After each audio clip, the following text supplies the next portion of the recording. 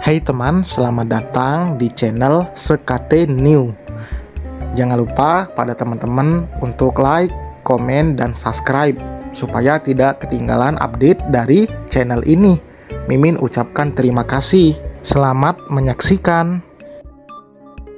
Samir membelalakan matanya sempurna mendengar ucapan istrinya barusan.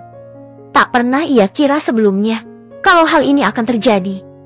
Di usianya yang sudah matang, apa mungkin bisa setokcer itu? Hah? Serius? Yang? Ucapnya menangkup wajah sang istri. Emangnya kamu gak KB ya? Yang? Sambil garuk-garuk kepala, membayangkan jika nanti kalau benar istrinya itu hamil lagi. Secara otomatis ia akan memiliki bayi di usianya yang sekarang. Belum lagi apa kata anak-anak mereka jika tahu akan punya adik lagi. Samir menggeleng pelan. Bayangan itu seolah menjadi momok menakutkan untuk dirinya. Dad kan tahu, kalau aku itu gak cocok pasang KB, ya mau gimana lagi? Dad, jawab Cantika, mengeluh. Momen kebersamaan mereka terpaksa hancur, lantaran kesehatan Cantika yang memburuk. Wanita itu sampai harus dilarikan karena sakit, akibat kehilangan banyak cairan. Bukan cuman Kifah, Tegar, yang ikut menjaga Cantika. Andila, Salwa juga Fajri turut serta mengawal sampai ke rumah sakit. Menunggu kabar dari dokter yang akan melakukan pemeriksaan terhadap Cantika. Kayaknya Mam kelelahan deh, ujar Giva, cemas. Begitu juga dengan Tegar merasakan hal yang sama. Dari semalam Mam kan susah tidur, katanya. Kita tunggu aja ya hasil pemeriksaan dari dokter. Sahut Samir tak mau memberitahu mereka akan kecurigaannya terhadap sang istri yang tengah berbadan dua. Don-donan. Suara knalpot racing memekakan telinga pengguna jalan lainnya. Dari arah berlawanan, seseorang berjaket hitam, kacamata hitam, dan helm juga warna senada tampak berlaga layaknya seorang pembalap. Menguasai jalanan umum, tempat orang banyak. Tak jarang kendaraan lain yang mengalah demi keselamatan bersama. Berbeda dengan motor Scoopy yang dibawa seorang gadis, sudah telanjut melaju di tengah-tengah jalan. Akibat gugup, si gadis tak mampu mengendarai dengan baik. Hingga terjadilah kecelakaan yang tak diinginkan itu. Berakik piar. Motor Scoopy yang dikendarai oleh si gadis melesak ke bahu jalan, sedangkan penumpangnya sudah bersimbah darah dan terkapar di aspal. Berbeda dengan motor Ninja yang dinaiki oleh seorang pemuda, masih berdiri tegak, bertengger di tengah-tengah jalan, memaksa kendaraan lainnya untuk berhenti. Selain untuk memaki si pemuda itu, pengendaranya juga berbondong-bondong menolong si gadis tadi. Ya Tuhan, banyak banget darahnya. Cepat, bawa ke rumah sakit. Sepertinya gadis ini masih hidup, mudah-mudahan masih bisa ditolong, ujar salah satunya. Ada juga yang membantu memanggilkan ambulans untuk datang. Tak banyak dari mereka yang langsung menyerbu si pemuda tadi untuk dimintai pertanggungjawaban. Gara-gara kamu, tuh cewek sekarat. Cepat, turun. Tanggung jawab, kamu. Ucap yang lain. Hanya dalam hitungan menit, satu unit ambulans tiba. Si gadis langsung dibawa ke rumah sakit, beserta pemuda yang menabraknya. Beberapa dokter ikut menangani, membantu pertolongan untuk si gadis. Akibat benturan yang hebat, banyak darah yang keluar dari kepalanya, memaksa para tenaga medis untuk melakukan penanganan yang serius. Sedangkan di luar sana, pemuda yang menjadi tersangka penabrakan itu tampak tenang, tak ada sedikit pun sesal dalam dirinya, sudah mencelakai orang lain. Yang bertanggung jawab atas pasien tabrakan tadi, mohon ikut saya ke ruang administrasi, ujar si perawat, membuat pemuda itu ikut kemana perempuan itu membawanya pergi. Silakan Anda tanda tangani kertas ini di sini, ujar petugas administrasi yang memanggilnya. Pemuda yang bernama lengkap Raja Dewantara itu dengan santai menandatangani kertas kosong yang diberikan oleh wanita itu. Dan silakan isi dulu deposit rumah sakit ini, ujar wanita itu lagi. Hanya dengan satu kartu, apapun yang diperintahkan oleh pihak rumah sakit terselesaikan. Sedangkan Raja bisa bebas kemanapun dia mau. Apa itu masih kurang? Cukup, segini dulu. Raja tersebut tipis. Baginya uang 50 juta bukanlah apa-apa dibandingkan dengan keselamatannya saat ini. Ia berharap si gadis yang ia tabrak tadi tidak bisa diselamatkan, sehingga mempermudah urusannya. Di saat keadaan sedang genting-gentingnya, hapnya terus berdering.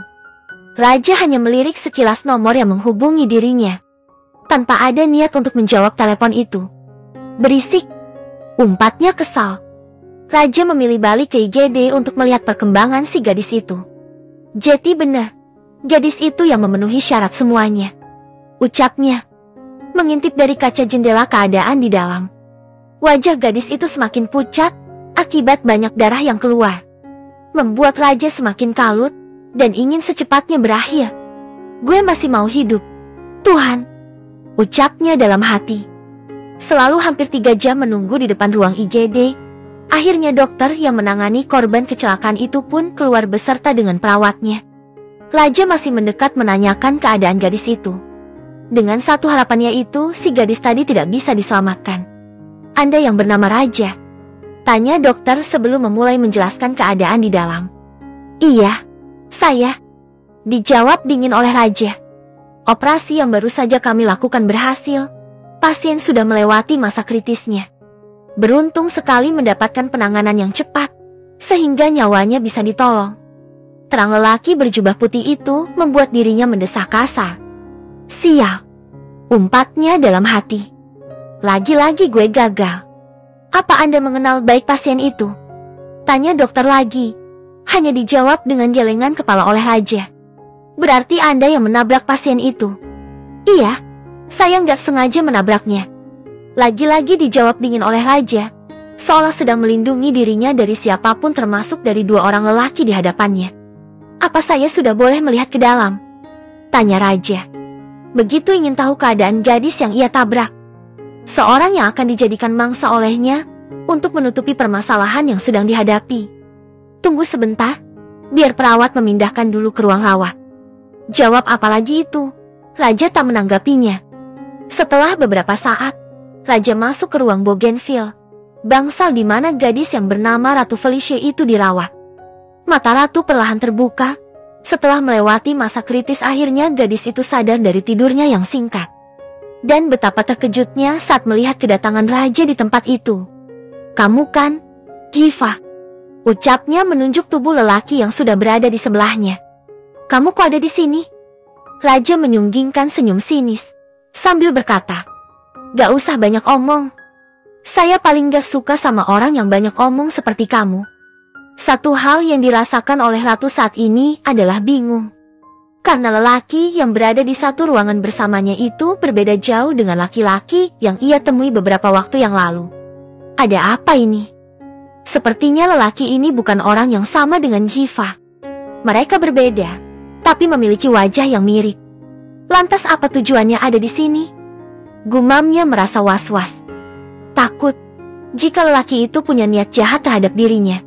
Pertanyaannya terjawab sudah saat melihat dengan mata kepalanya sendiri. Raja mengerang kesakitan, memegangi kepalanya.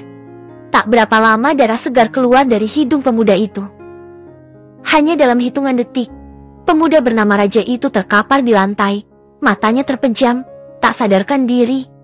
Sedangkan Ratu berusaha untuk mencari bantuan dengan menekan tombol darurat di sebelah kiri bangsalnya. Tak berapa lama beberapa perawat dan juga dokter datang, masuk ke dalam ruangan itu. Melihat Raja terkapar di lantai, semua orang panik. Ada apa ini? Tanya salah satu dari mereka, langsung memberikan pertolongan. Dibawa ke unit kawat darurat. Apa yang terjadi? Perawat lainnya mempertanyakan hal itu kepada Ratu yang melihat kejadian langsung. Siapa pemuda itu? Saya nggak tahu, Sus. Tiba-tiba saja dia datang dan mau mencelakai saya. Jawab Ratu. Sejujurnya, dirinya panik karena tidak merasa mengenali pemuda itu. Sementara di tempat yang berbeda, para tenaga medis sedang menangani Raja. Beberapa tindakan juga dilakukan untuk menyelamatkan pemuda itu. Kalian kasih tahu keluarganya, Pak Samir atau Bu Cantika. Buruan. Perintah dokter yang menangani keluarga Samir selama dirawat di rumah sakit itu. Dokter yang bernama lengkap Iqbal itu menganggap kalau pasien yang sedang ditangani itu adalah Giva, putra kedua dari keluarga itu. Baik, Dok. Jawab perawat itu langsung tanggap. Keluar untuk menghubungi nomor Samir. Sampai panggilan kedua, barulah mendapat tanggapan dari seberang sana. Selamat siang Pak Samir. Saya mengabarkan kalau Giva anfal dan sedang dirawat di rumah sakit. Ucap wanita itu sontak membuat Samir terkejut, juga panik. Setelah panggilan telepon dengan perawat berakhir, Samir langsung menghubungi istrinya di rumah, juga menghubungi Tegar yang saat itu sedang berada di luar. Kita ketemu di rumah sakit aja, ujar Samir, mengakhiri percakapan selesai menghubungi keduanya. Tak menunggu lama, Samir langsung meluncur ke rumah sakit Pelita Harapan, di mana tempat anaknya dirawat saat ini. Ketiganya datang bersamaan, langsung menuju ke tempat yang ditunjuk oleh perawat tadi. Pintu ruangan itu masih tertutup dari dalam. Artinya kegiatan di sana belum berakhir. Memaksa mereka harus menunggu di luar, dengan perasaan yang sudah bercampur aduk. Takut, panik, juga khawatir, mendera Jeti satu. Apalagi Cantika, yang tak berhenti mengenadahkan tangannya, meminta pada pemilik nyawa untuk selamatkan putra kesayangannya. Sabar ya, sayang. Giva anak yang kuat kok. Dia pasti bisa lewati ini semua. Samir tak meninggalkannya sendiri, setia berada di sisinya, memberikan ketenangan untuknya. Giva, Dad. Iya, sayang. Dia bakal selamat kok. Sementara Tegar tengah sibuk menghubungi seseorang. Ya siapa lagi kalau bukan Salwa. Gadis itu belum diberitahu oleh papinya. Sedang ia tahu kehadiran Salwa jelas ditunggu oleh adiknya. Gadis itu sangatlah berharga dalam hidup Giva. Hingga kini, kok nggak aktif sih? Ujarnya kesal. Sedari tadi belum berhasil menghubungi nomor gadis cantik berambut panjang yang sering ia panggil bidadari itu. Gar, kamu lagi nelpon siapa? Tanya Samir pada putranya. Tegar menyimpan handphone miliknya ke dalam saku, lalu mendekati kedua orang tuanya. Salwa, Dad. Tapi nggak diangkat. Jawabnya lesu. Akhir-akhir ini, Tegar sedikit kesulitan menghubungi Salwa. Banyak alasan dari gadis itu, seolah menghindar darinya. Coba kamu telepon kakakmu. Sekarang, usul Samir, dibenarkan oleh Cantika. Sementara mereka sibuk di rumah sakit, Salwa sedang menemani Giva bermain basket di lapangan. Gemuruh suara penonton yang membuatnya tak sadar jika handphone miliknya terus berdering. Semangat, Giva. Go Giva, go Giva. Dengan lantangnya, ia menyuarakan suaranya. Ya Aji. Teriaknya penuh kemenangan, apalagi saat melihat Giva berhasil memasukkan bola ke dalam ring. Pencapaian Giva saat itu mengakhiri pertandingan. Peluit panjang sebagai penentunya, sedang di atas podium tertulis angka yang lebih besar untuk tim Giva. Yeh, kita menang lagi. Pekik Giva. Juga teman-temannya berhasil meraih juara bertahan selama 2 tahun terakhir ini. Mengalahkan lawannya yang tidak bisa dianggap enteng. Selamat ya, teriak Salwa, berlari ke depan. Giva menyambutnya dengan merentangkan tangan. Apa kamu tidak ingin memelukku? Goda pemuda itu saat Salwa berhenti di hadapannya dan bukannya memberikan pelukan untuknya. Nakal, balas Salwa menghambur dalam pelukannya. Bau macam, ih, ejek Salwa mencubit hidung mancungnya. Masam gini, bikin kamu kelepek-kelepek kan? Sambutnya mampu membuat Salwa tersipu. Igir banget sih. Ngaku aja. Napa? Udah? Ah. Salwa pura-pura ngambek di hadapan Giva dengan meninggalkan pemuda itu. Mau kemana? Giva menyusulnya. Tak akan membiarkan gadis itu pergi seorang diri. Apalagi dialah yang membawa Salwa ke tempat itu. Habisnya kamu bikin aku kesal sih. Maaf deh. Kita ke cafe ya? Aku lapar nih, pengen ngemil. Ayo. Seolah tanpa beban, mereka menikmati hari bersama. Ya berduaan, saling menunjukkan perhatian.